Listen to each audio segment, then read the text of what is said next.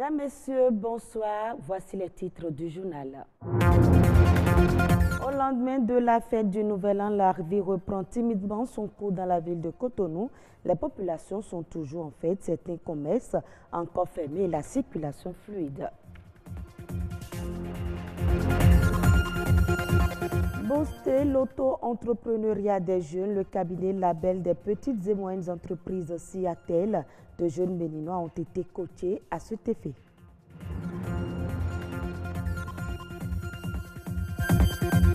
Éco-running des artistes et hommes des médias mobilisés pour la 5e édition. Dans une ambiance bon enfant, ils ont débarrassé Cotonou de ces sachets plastiques qui polluent l'environnement.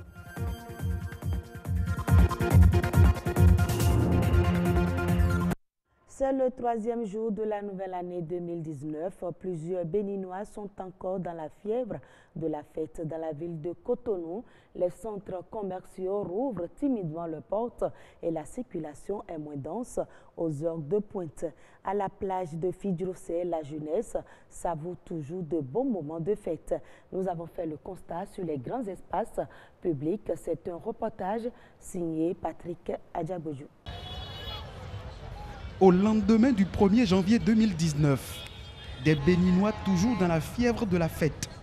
À la plage de Fidjrosé, une frange de la population juvénile joue les prolongations. Pour eux, la fête se poursuit le 2 janvier, quand bien même c'est un jour de travail. Le 2 janvier, normalement c'est pour le service. Ceux qui sont allés au travail, ils ont plein droit de vivre comme nous aujourd'hui, là où nous sommes à la plage. Mais quand même, ce n'est pas permis à tout le monde de vivre cette joie. On doit au moins manifester ce jour, parce que hier, ça ne nous suffit pas. C'est comme si c'était la veille du 31 au 1er, mais c'est aujourd'hui le 2 qu'on sent au moins. Et normalement, le 1er, c'est aujourd'hui le 2, on sent le 1er. De la plage de Fidjrosé au centre-ville, les boutiques du quartier commercial de Ganri rouvrent timidement leurs portes. Pas de clients ni de visiteurs. Au marché des fruits et légumes, pas d'affluence. Dame Célestine émet même l'idée d'une journée du 2 janvier, chômée et fériée.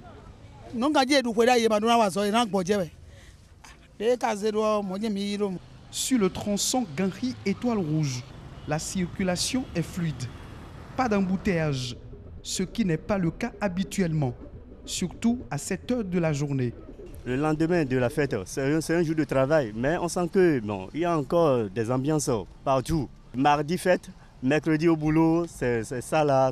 Si l'État peut nous donner une petite journée encore, ça me fera beaucoup plaisir. Comme lui, plusieurs cadres de la fonction publique ont toujours la tête plongée dans la fête.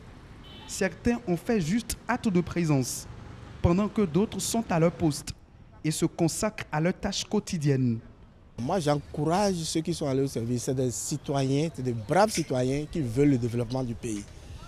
Parce que le développement du pays ne peut passer que par le travail. Et nous ne devons pas nous laisser aller à la fièvre de la fête. Nous devons reprendre immédiatement le travail.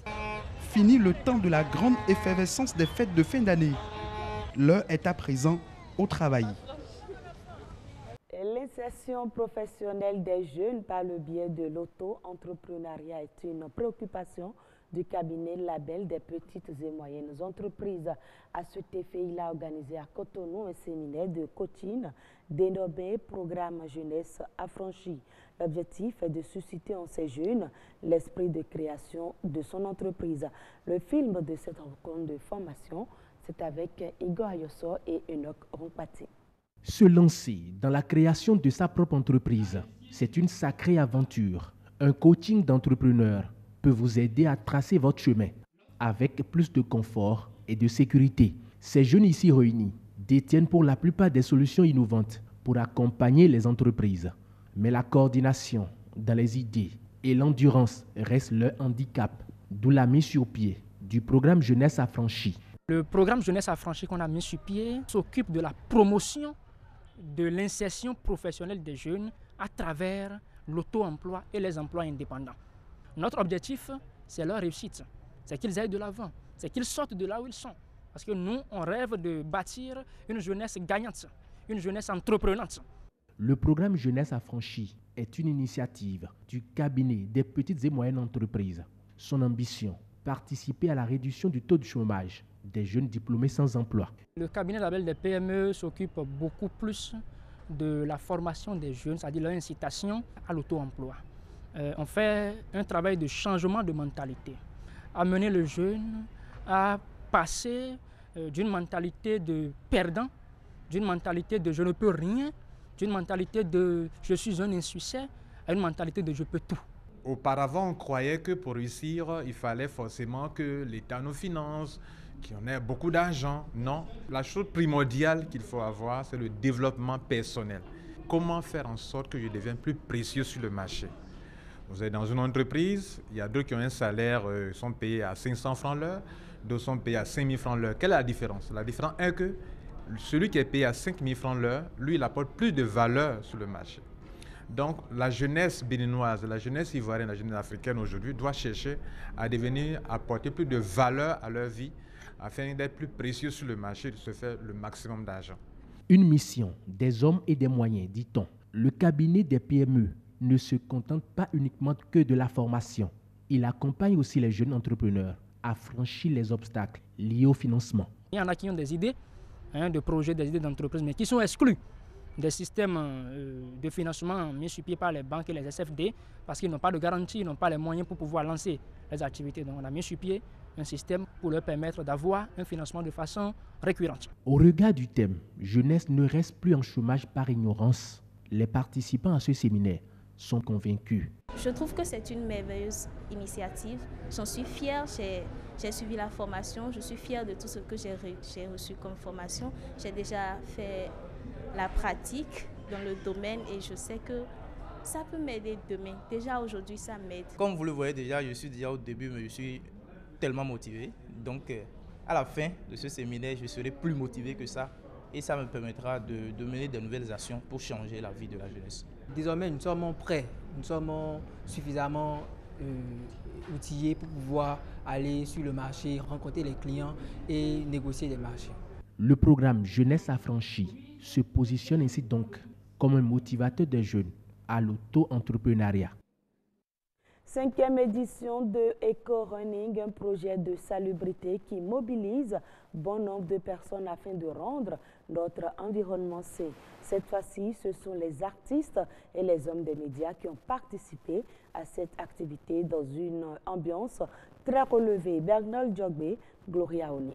Nous devons lutter contre les sachets plastiques. Éradiquer complètement et définitivement les sachets plastiques non biodégradables de notre environnement. C'est bien là l'objectif de l'ONG Sachets Rééloués. Une fois encore, à travers la marche, ils ont débarrassé certaines artères de Cotonou des sachets plastiques non biodégradables. Nous espérons l'année prochaine pouvoir aller surtout à l'intérieur du pays. Le 2018, c'était pour nous un essai pour voir au niveau de Cotonou comment est-ce que les gens réagissaient, mais on a compris que nous avons quand même la fibre patriotique. On a beau dire qu'on ne fait rien gratuitement pour le pays, mais voir tout ce monde se réveiller un samedi à 6 h pour être ici sans rien en retour, je pense quand même que ça démontre notre fibre patriotique et notre désir d'avoir un environnement propre. Cette 5e édition est assez spéciale, une activité éco-citoyenne qui regroupe journalistes et artistes. On vient pour les sensibiliser aussi, pour que les gens n'utilisent plus les sachets. Même s'ils utilisent les sachets, aussitôt utilisés, ils n'ont qu'à jeter ça dans les poubelles. C'est beaucoup de sport, vous voyez, on marche et en même temps on ramasse. Donc c'est du cardio, tout ce que vous voulez, c'est beaucoup de sport, c'est bon pour la santé. Mais en même temps, je trouve noble cette action. Il ne doit plus avoir de sachets dans notre environnement. C'est pas bien pour notre santé, c'est pas bien pour l'environnement, notre cadre de vie. Et donc voilà, je suis contente d'avoir participé à cette marche-là. Respecter la nature et protéger l'environnement relève du comportement de chacun. L'ONG Sachets Rééloués entend poursuivre le combat zéro sachet sur nos artères. Le mouvement se poursuit en 2019 tant que nous avons encore des sachets plastiques. Au fait, notre objectif, c'est d'amener le Bénin à être un pays sans sachets plastiques parce que le sachet plastique nuit à notre santé et le sachet plastique détruit notre environnement. Un Bénin sans sachet plastique non biodégradable peut se construire grâce aux gestes utiles de chacun. Au Cameroun, le rapport 2017 de la Commission nationale anticorruption qui rend compte de l'État et de la lutte contre ce fléau ainsi que les actions coordonnées par l'ensemble des institutions dédiées à cette lutte rapportent que ces structures ont permis de réaliser des économies, de recouvrer ou de sauver environ 375 milliards de francs CFA tout au long de l'exercice écoulé. Parmi les administrations qui tiennent le haut du pavé dans ce hit parade, il y a l'Agence nationale d'investigation financière qui en une seule année a permis à l'État, selon le rapport, de sauver 255 milliards de francs CFA. Les dossiers transmis auprès des tribunaux ont donné lieu à des condamnations pécuniaires de 52 milliards de francs CFA. Toujours dans le volet judiciaire, la Chambre administrative de la Cour suprême a, pour le compte de l'État, recouvré un peu plus de 51 millions de francs CFA. Ainsi se referme ce journal, mesdames, messieurs. Merci à vous de l'avoir suivi.